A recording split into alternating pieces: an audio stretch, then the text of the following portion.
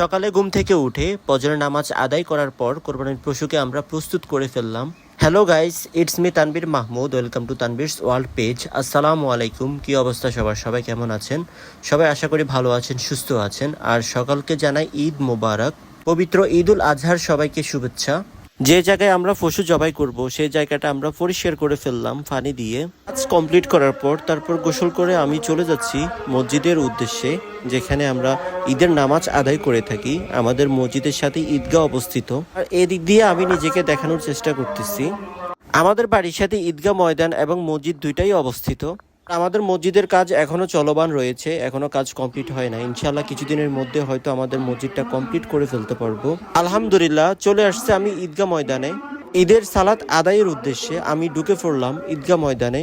আর এদিক দিয়ে আমার বন্ধু আমার জন্য জায়গা রেখে দিয়েছিল। আমার বাড়িতে কিছু কাজ থাকাতে একটু দেরি হয়ে গিয়েছিল।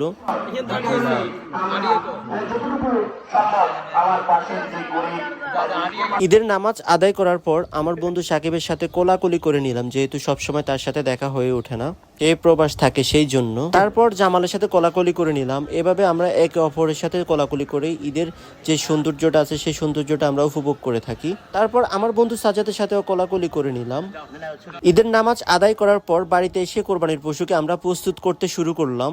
আর এদিক দিয়ে আমার ভাতিজা সে তার কোরবানির পশুকে আদর করে নিচ্ছিল শেষবারের মতো। সমস্যা নাই, কিছু করবেন। হ্যাঁ আচ্ছা, ঘরে যাও না, যাও।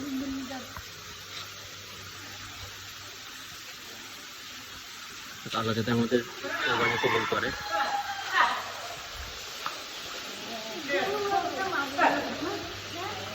আনতেছি এই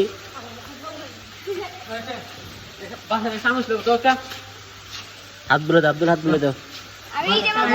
দুইটাকে এখানে রাখা হয়েছে, একটু পরে হুজুর আসবে, এরপর জবাই করবে। আর আমি জবাইয়ের দৃশ্যটা দেখাইতে পারবো না, তার জন্য আমি দুঃখিত, কারণ এই দৃশ্যটা সবাই সহ্য করতে পারে না। ফাইনালি আমাদের মসজিদের হুজুর চলে আসছে গরু জবাই করার জন্য, আর আমি ওনাকে ভিডিও করে নিচ্ছি। এদিক দিয়ে আমার সেজু ভাইয়া গরু রশি টসি খুলে প্রস্তুত করে নিচ্ছে, যেহেতু হুজুর অপেক্ষা করে আছে গরু কখন জবাই করবে সেই জন্য।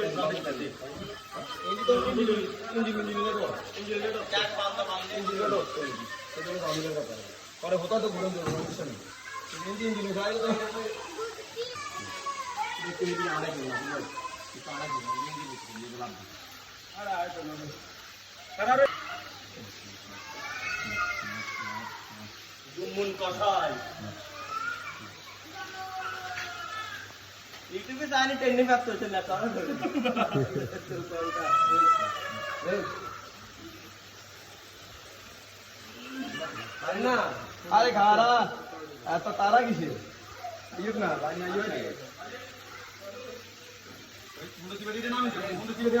এরপর আমরা যা যা করেছি সেই সকল ফুটেজগুলো নেওয়া হয়ে ওঠে নাই, তার জন্য আমি দুঃখিত। তো আজকের মতো আমি ভিডিওটা এখানে শেষ করে দিব। সবাই ভালো থাকবেন, সুস্থ থাকবেন। আল্লাহ হাফেজ।